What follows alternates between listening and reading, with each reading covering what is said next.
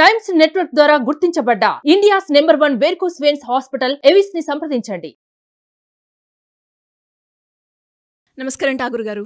నమస్తే అమ్మ. సరే, మనం చూస్తూ ఉన్నాం కోల్కతా కేసు ఇన్సిడెంట్ గురించి మినిట్ టు మినిట్ అప్డేట్ అయితే మనం ఇస్తూ ఉన్నాం. అండ్ రీసెంట్గా వచ్చిన సిబిఐ చేసిన ఇన్వెస్టిగేషన్ ప్రకారంగా సంజయ్ రాయ్ మీద ఎలాంటి ఇన్ఫర్మేషన్ని అందించడం జరిగిందంటారు సార్? సంజయ్ రాయ్ మీద ఎస్ అంటే ఈరోజు యాక్చువల్గా సుప్రీంకోర్టుకి సిజేఐకి ఈరోజు సుప్రీంకోర్టుకి అందరూ కూడా సబ్మిషన్ చేశారు ఫైల్స్ అన్ని కూడా. First one SIT special investigation team ఒక రిపోర్ట్ సబ్మిట్ చేశారు, సిబిఐ వాళ్ళు ఒక రిపోర్ట్ సబ్మిట్ చేశారు, సైమల్టేనియస్గా state government West Bengal state government కూడా వాళ్ళ రిపోర్ట్ కూడా సబ్మిట్ చేశారు. Just it's only interim reports ఇవన్నీ కూడా, అంటే జస్ట్ మధ్యంతరంగా చేశారు, అంటే క్లియర్ రిపోర్ట్స్ కాదు ఇవన్నీ కూడా. మేము ఆల్రెడీ ఈ ప్రాసెస్లో ఉన్నాం, సో మాకు కొంత టైం కావాలి, ఆ టైంలో మేము కంప్లీట్ చేస్తాం. బట్ ఇంటరిమ్ రిపోర్ట్స్ అంటారు వీటికి, అంటే జస్ట్ మధ్యంతరంగా ఇచ్చిన రిపోర్ట్స్. దీంట్లో బేసిక్స్ కొన్ని రావడం జరిగింది. సో దీన్ని మనం 3 పాయింట్స్గా మాట్లాడుకోవచ్చు. మనం ఫస్ట్ వన్ ఇస్ సంజయ్ రే సంబంధించి ఒక రిపోర్ట్ ఉంటుంది. సెకండ్ వన్ ఇస్ ఆ కాలేజీ ఎక్స్ ప్రిన్సిపాల్ అయినటువంటి సందీప్ ఘోష్ అతని మీద చేసిన ఒక రిపోర్టు. థర్డ్ వన్ ఇస్ ఆ కాలేజ్ ఆ స్టేట్ వెస్ట్ బెంగాల్ గవర్నమెంట్ అనేటువంటి మమతా బెనర్జీ ఏమి ఇచ్చింది ఆ గవర్నమెంట్. ఫోర్త్ వన్ కూడా మనం మాట్లాడుకోవచ్చు, అసలు పబ్లిక్ యాజిటేషన్స్ ఎలా ఉన్నాయి. సో మనం ఈ ఎపిసోడ్ ఏం చేద్దాం అంటే టోటల్ ఈ 4 పాయింట్స్ ని కవర్ చేసుకుంటూ మాట్లాడదాం. ఫస్ట్ వన్ ఇచ్చిన రిపోర్ట్ ఏంటంటే డిఎన్ఏ రిపోర్ట్ వచ్చింది. సో డిఎన్ఏ రిపోర్ట్ లో కల్పిటెడ్ అయినటువంటి ఎవరైతే సంజయ్ రాయ్ అని మనం చెప్పామో పూర్తి సాక్ష్యాధారాలన్నీ కూడా అతనికి అనుకూలంగా ఉన్నాయి. సిబిఐ ఇంట్రాగేషన్లో కూడా అతను పూర్తిగా నేరం అంగీకరించినట్టుగా తెలుస్తూ ఉంది. ఎందుకంటే తప్పించుకోలేని పరిస్థితి. సీసీ ఫుటేజ్లు కానీ, డిఎన్ఏ రిపోర్ట్స్ కానీ, అలాగే ఫోరెన్సిక్ కొంతవరకు ఇచ్చిన ఫోరెన్సిక్ రిపోర్ట్స్ ఇవన్నీ కూడా ఆల్మోస్ట్ ఆయనకి సిమిలర్గా ఉన్నాయి. కాబట్టి సంజయ్ రాయ్ ఇందులో చాలా వరకు కారణంగా కనిపిస్తున్నాడు. మెయిన్ ఈ రిపోర్ట్స్ అన్ని కూడా మనం చాలా వరకు డిస్కస్ చేసాం. ఆ విక్టిమ్ యొక్క స్కిన్ కానీ, బ్లడ్ యొక్క మార్క్స్ అన్నీ కూడా ఈయన యొక్క పార్ట్ మీద ఉండడం, at the same time CC ఫుటేజ్లో ఎవిడెన్స్ కూడా కనిపిస్తుంది. అంటే బేసిక్ ఈ ఒక్క ఫుటేజ్ సరిపోవు. సిబిఐ ఎంక్వైరీస్ ఏంటంటే చాలా వాళ్ళ ఇన్వెస్టిగేషన్లో చాలా ఇంకా చేస్తారు. మనం మాట్లాడుకుని ఒక 3-4 పాయింట్స్ మనం రిపీటెడ్గా మాట్లాడుకుంటాం, కానీ వాళ్ళు చాలా కలెక్ట్ చేస్తారు. అంటే వాట్సాప్ చాట్స్ కానీ, ఆ ఫ్రెండ్ ఎవరున్నారు, ఏం మాట్లాడుకున్నారు, అంటే ఒక కేస్ స్టడీ చేసేటప్పుడు థరో నాలెడ్జ్ చేస్తారు. అంటే ఎవ్రీథింగ్ ఈవెన్ హెయిర్ అంటే మన హెయిర్ లేని ఇష్యూస్ని కూడా వాళ్ళని సైడ్ ట్రాక్ చేయకుండా, ఎందుకంటే అక్కడ కూర్చుంది సుప్రీంకోర్టు జడ్జిమెంట్లో కూర్చునేటప్పుడు సుప్రీంకోర్టులో చాలా పవర్ఫుల్ అడ్వకేట్స్ ఉంటారు కాబట్టి ప్రతి ఈచ్ అండ్ ఎవ్రీ పాయింట్ కూడా మాట్లాడతారు. సో ఇంకా థరోగా అవుతుంది. ఇది సంజయ్ రాయ్కి సంబంధించింది. ఇప్పటి వరకు ఆయన రిపోర్ట్స్ మనం ఆల్రెడీ డిస్కస్ చేయడం జరిగింది. ఇక సందీప్ ఘోష్ ఎవరైతే కాలేజీ ప్రిన్సిపల్ సందీప్ ఘోష్, యాక్చువల్గా ప్రజలందరూ ఒకటే అడుగుతున్నారు. ఎందుకంటే ఇప్పటికి 7 times ఈయన కూడా అందులో పార్ట్ అన్నప్పుడు 7 times ఈ డిస్కషన్ జరుగుతుంది. ఆయన్ని పిలుస్తున్నారు, ఇంటరాగేషన్ చేస్తున్నారు, కానీ ఇప్పటికీ ఆయన ఎందుకు కస్టడీలోకి తీసుకోలేదు? ఇది చాలా మంది, లక్షలాది మంది దేశం యావత్తు కూడా అడుగుతున్నారు.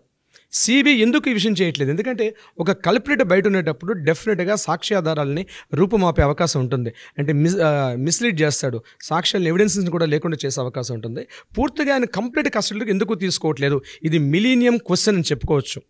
ఇది మేము కూడా చాలా మంది అనుకుంటున్నాం, యావత్ దేశం అనుకుంటుంది. ఎందుకు అతన్ని పూర్తిగా కంప్లీట్ కస్టడీలోకి తీసుకోవట్లేదు? కనిపిస్తున్నాయి ఎవిడెన్సెస్. లోకల్ పిఎస్లో ఎవరైనా సస్పెక్ట్ చేశారంటే ఇమీడియట్గా కస్టడీలో తీసుకుంటారు, కోర్టు ముందు ప్రవేశపెడితే 14 days రిమాండ్లోకి విధిస్తారు. అట్లాంటిది ఆల్మోస్ట్ 9th నుంచి ఈ రోజుకు every minute every day Sandeep Ghosh అనే వ్యక్తి మీద ఇంతటి బలమైన ఆధారాలు ఉండేటప్పుడు కనిపిస్తున్నాయి. దీని మీద already special investigation team, interrogation team invite చేస్తున్నారు, కానీ కంప్లీట్ కస్టడీలోకి ఎందుకు తీసుకోవట్లేదు? ఏం జరుగుతుంది ఇక్కడ? అంటే సిబిఐ బాడీ మీద కూడా ఏమైనా ఇన్ఫ్లుయెన్సెస్ ఉన్నాయా? ఇక్కడ ఏం జరుగుతుంది? ఇక్కడ ఇది విషయం క్లియర్గా తేలాల్సిన అవసరం ఉంది. ఇక్కడ ఎందుకు వీళ్ళు కంప్లీట్గా క్లియర్ చేసుకోలేకపోతున్నారు అనే point it's very very clear point. Sandeep Ghosh విషయంలో నేను కూడా సస్పెక్ట్ చేస్తున్నాను. చాలామంది ఇదే విషయాన్ని ఆలోచిస్తున్నారు, ఎందుకు సందీప్ ఘోష్ని కస్టడీలోకి తీసుకోవట్లేదు అన్నది ఒక మిలియన్ కోసం. ఈవెన్ సిబిఐ కూడా ఇంటరాగేషన్ పిలుస్తుంది. ఇన్నిసార్లు ఎందుకు నేను చెప్తున్నానంటే ఇంట్రాగేషన్ పేరు మీద సందీప్ ఘోష్ని పిలుస్తున్నారు తప్ప సందీప్ ఘోష్ని కంప్లీట్ కస్టడీలో తీసుకుంటే పూర్తిగా తెలుస్తాయి. ఇంతవరకు ఆయన మీద ఆయన ప్రీవియస్ హిస్టరీ తెలుస్తుంది, ఆయన ఏం చేశాడు కాలేజీలో ఆ రోజు 8th night early morning 9th. దీని యాక్చువల్గా August 9th హర్రర్ అంటున్నారు. దీన్ని పర్టికులర్గా సిబిఐ ఒక word, it is probe August 9th horror అంటున్నారు. దీని యాక్చువల్గా దీనికి ఒక నేమ్ కూడా అక్కడ పెట్టడం జరిగింది. సో ఇటువంటి సందర్భంలో అందరూ ఆల్మోస్ట్ కోట్లాది మంది మాకు ఫోన్స్ కూడా వస్తున్నాయి, మాకు ఫోన్స్ చేస్తున్నారు, సార్ ఎందుకు మీరు లాయర్గా అడుగుతున్నారు, మీరు అడ్వకేట్గా మాట్లాడుతున్నారు, కానీ ఎందుకు సందీప్ ఘోష్ని కస్టడీలోకి తీసుకోవట్లేదు? ఇది బలంగా వినిపించాల్సినటువంటి విషయం, ఆటోమేటిక్గా బయటకు వస్తుంది. సో ఇది సందీప్ ఘోష్కి సంబంధించిన విషయం. Third point is the Mamata Banerjee government, state government ఏదైతే ఇక్కడ ఈ పర్టికులర్ ఇన్సిడెంట్లో మమతా బెనర్జీ కీ రోల్ ఎలా పనిచేస్తున్నారు, లోకల్ స్టేట్ పోలీస్ గవర్నమెంట్స్ వీళ్ళలో యాక్ట్ చేశారు. అంటే వీళ్ళు కలెక్ట్ చేసినటువంటి అన్నీ కూడా నిజంగా ఎవిడెన్స్ ప్రాపర్గా ఉన్నాయా లేదా అనే విషయం మీద మాట్లాడుకుంటే And చాలా మంది ఫస్ట్ ఏమంటున్నారంటే పబ్లిక్ ఒకటే క్వశ్చన్ చేస్తున్నారు, పబ్లిక్ ఒకటే డిమాండ్ చేస్తున్నారు. ఏమంటున్నారంటే అన్ఫార్చునేట్ యాజ్ బీయింగ్ అన్ అడ్వకేట్గా నేను చాలా షై ఫీల్ అవుతున్నాను ఒక విషయానికి. ఈ విషయంలో ఏంటంటే ఎంతసేపు మన వ్యవస్థలన్నీ కూడా ఎంతసేపు బ్యూరోక్రాట్స్ మీదే ఉంటాయి. అంటే అక్కడ పనిచేస్తున్నటువంటి అడ్మినిస్ట్రేషన్ ఆఫీసర్స్ కానీ బ్యూరోక్రాట్స్ మీద ఉంటాయి. దీన్ని కంప్లీట్గా బిహైండ్ స్క్రీన్ పొలిటీషియన్స్ ఉంటారు. వైద్య ఆరోగ్య శాఖ మంత్రి అయినటువంటి మమతా బెనర్జీ కూడా ఇందులో కీ రోల్. ఆమెను ఎందుకు ఇంటరాగేషన్ చేయట్లేదు? మన సిస్టమ్ చేంజ్ అవ్వాలి. అన్ఫార్చునేట్గా సిస్టంలో ఏమైందంటే బ్యూరోక్రాట్స్ మీదనే పాయింట్అవుట్ చేస్తారు. వాళ్ళు చెప్పుకోలేని పరిస్థితి, ఎందుకంటే వాళ్ళు జస్ట్ పావులు మాత్రమే. అంటే సందీప్ ఘోష్ ఇక్కడ వెనకేసుకున్నాడు అన్న ఉద్దేశం కాదు. ఈయన ఖచ్చితంగా ఈయన కూడా part and is also criminal.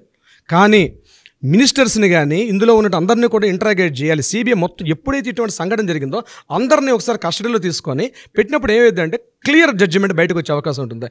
At least ఈ జడ్జిమెంట్ తోటైనాను, సుప్రీంకోర్టు ఈ జడ్జిమెంట్తోనైనాను ఇట్లాంటిది ఒక రెవల్యూషన్ రావాలి, ఇట్లాంటి ఒక అమెండ్మెంట్ జరగాలి, మన కాన్స్టిట్యూషన్ అమెండ్మెంట్ జరగాలి.